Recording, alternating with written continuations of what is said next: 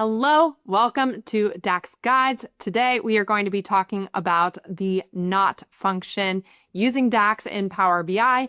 My name is Amelia. Let's get into it. The not function is going to check whether an argument is false, and it is going to return the word true if it is false. Now, I know this is a little bit confusing, but you're pretty much giving it one logical statement, and if that's not met, it's going to say true.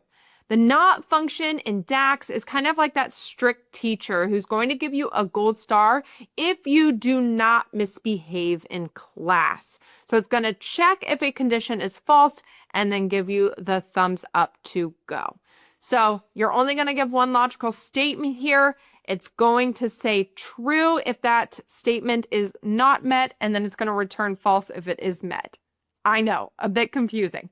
For an example here, I have a filtered creatures column.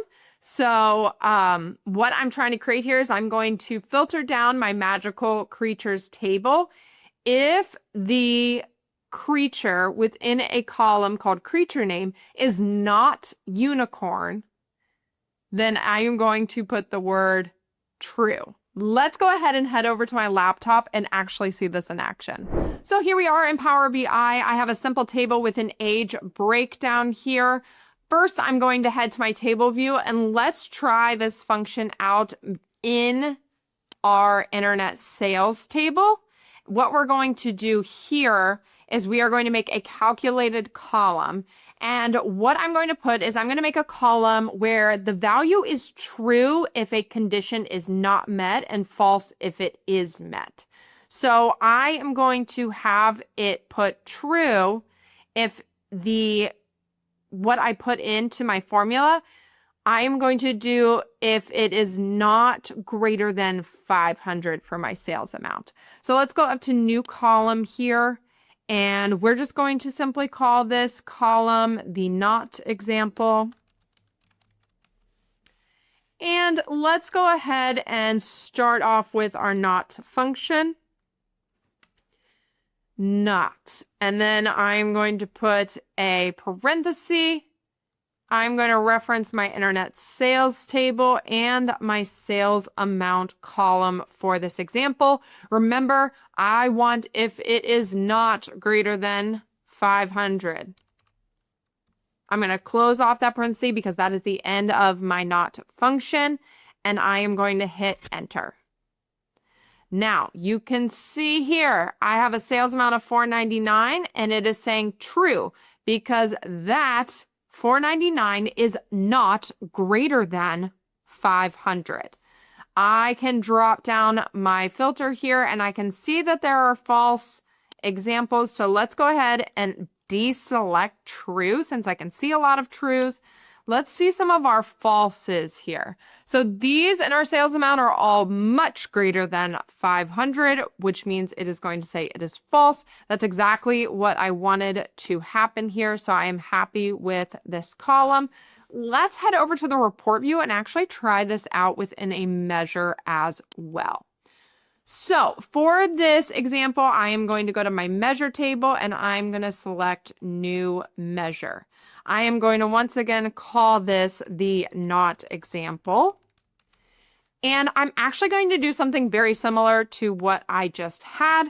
I am going to also combine it with an aggregation so that I can, have the sum, because remember, measures are simply calculations. Let's go ahead. We're going to apply a filter context. We're going to do a sum. And we are going to reference our internet sales and our sales amount here. All right, so I'm going to get the sum of my internet sales. I'm going to close off my parenthesis to end that sum function. That is the end of my expression for my calculate function. Now I'm going to apply my filter, which is not. And I'm actually going to do the same thing I did for my calculated column. I am going to do not internet sales, sales amount. And once again, I'm going to do greater than 500. So I just finished my not function. That is going to require a parenthesis at the end of that. I'm also done with my calculate function. I've applied my expression and my filter, so I'm going to close off another parenthesis because I did see a red parenthesis there. All right, let's go ahead and test this out. Hit enter.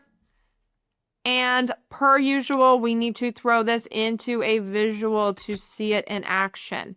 So when I do this, remember, it is only going to take the sum of all of the values that are not greater than 500.